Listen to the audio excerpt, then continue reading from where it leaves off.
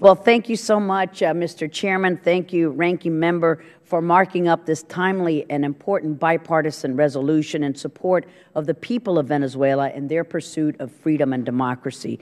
The situation in Venezuela, as we have seen, has rapidly deteriorated, so I thank you both, as well as the colleagues on the committee, to recognize the importance of supporting democracy in Venezuela.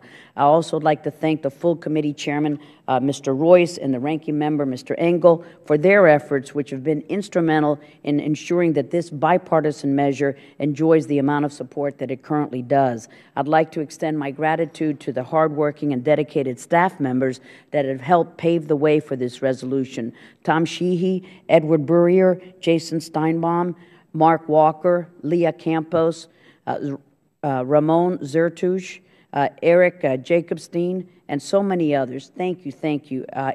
Resolution 488 is not about Venezuela. It's also about who we are as a nation.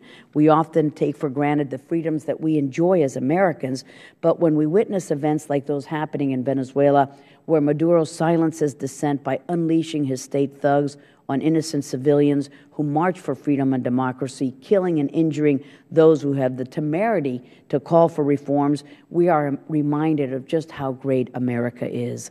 And so when we see students of Venezuela take to the streets and take to social media, begging and pleading for the world to speak up and take notice, we have a moral obligation to stand up and support them.